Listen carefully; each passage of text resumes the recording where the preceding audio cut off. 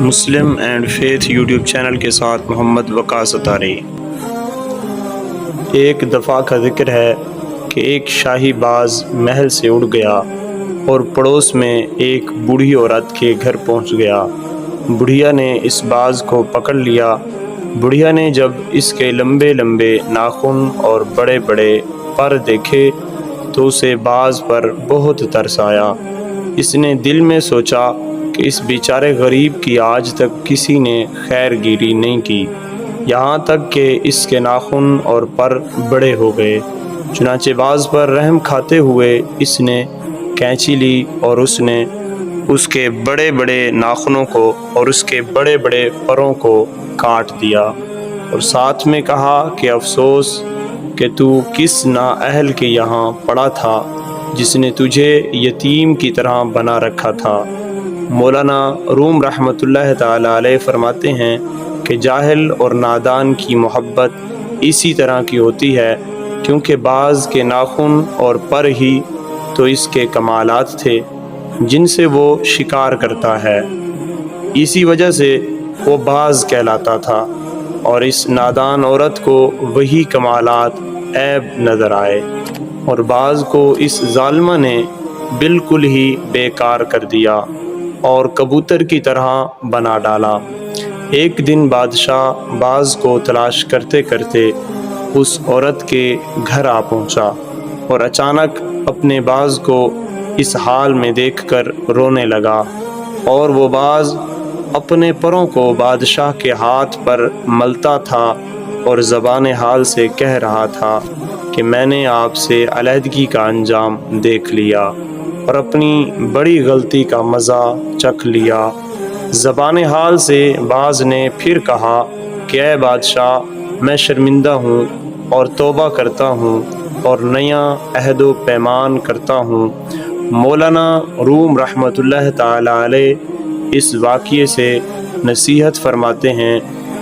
کہ یہ دنیا اسی جاہل بوڑھی عورت کے مانند ہے کہ جو شخص اس دنیا پر مائل ہوتا ہے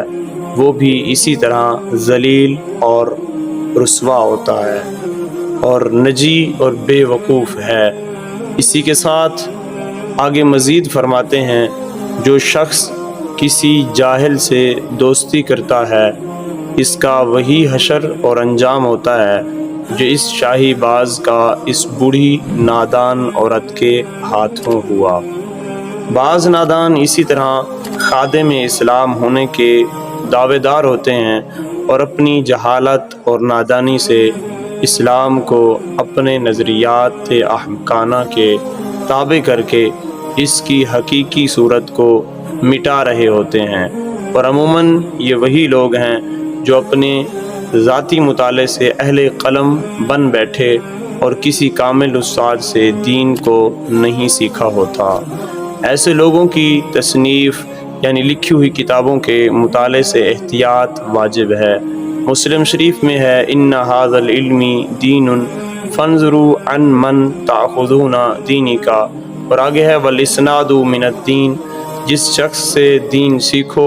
پہلے اس کے بارے میں اس وقت کے کاملین کی رائے معلوم کر لو، یعنی جس لوٹے سے پانی پینا ہے اس کے اندر دیکھ لو کہ پانی صاف ہے یا کچھ اور ملا ہوا ہے، ورنہ جو اس میں ہے وہی منہ میں داخل ہوگا، اور دین صحیح کے لیے اسناد ضروری ہے۔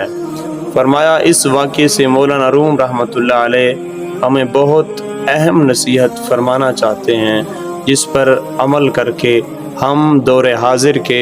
بہت سارے فتنوں سے اپنے دین اور ایمان کو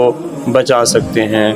وہ نصیحت یہ ہے کہ اگر کسی کو شریعت کے تمام علوم میں کامل مہارت نہیں ہے تو وہ خود محض سرسری مطالعے یا قرآن اور حدیث کا اردو ترجمہ دیکھ کر اپنے زمانے کے مستند علماء سے باقاعدہ تعلیم حاصل کیے بغیر رائے زنی کرنے سے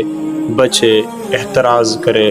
ورنہ ہوگا یہ کہ بصورت دیگر اس بڑھیا کی طرح یہ سمجھے گا کہ میں دین اسلام کی بہت بڑی خدمت کر رہا ہوں، حالانکہ ایسا بالکل بھی نہیں ہوگا۔ خدمت کرنے کے بجائے وہ در حقیقت اپنی خدمت کے ذریعے اسلام کی جڑیں کاٹ ڈالے گا اور اسلام کے اس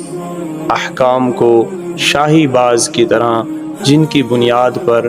دین اسلام کی بہت اونچی پرواز ہے اور انہی احکام کی وجہ سے اسلام کی شان اور شوکت ظاہر ہوتی ہے، یہ اپنی خدمت کے ذریعے کاٹ ڈالتا ہے اور اسلام کو شاہی باز کی طرح دنیا کے سامنے ایک کبوتر کی طرح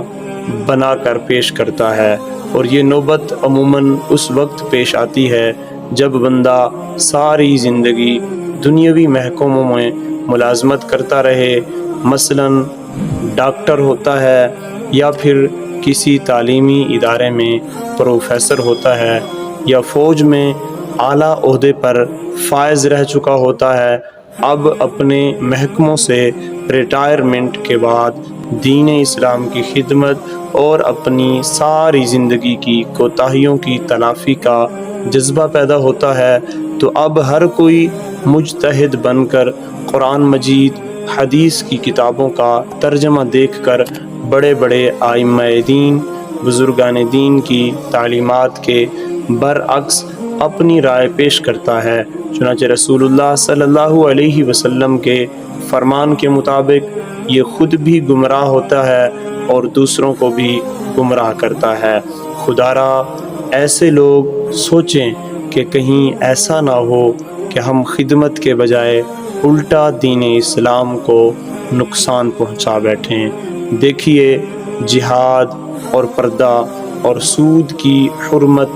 داڑھی، اسلامی وضع، قطع وغیرہ اور وغیرہ اسلام کے نمایاں احکام ہیں، مگر کتنے لوگ ہیں کہ اسلام کی خدمت کے جذبے میں اسلام پر ترس کھاتے ہوئے شاہین اسلام کے یہ پر کاٹ دیتے ہیں۔ اللہ پاک ہم سب کو دین اسلام کی درست تعلیمات پھیلانے کی توفیق عطا فرمائے۔ آمین بجاہ النبی الامین صلی اللہ علیہ وسلم۔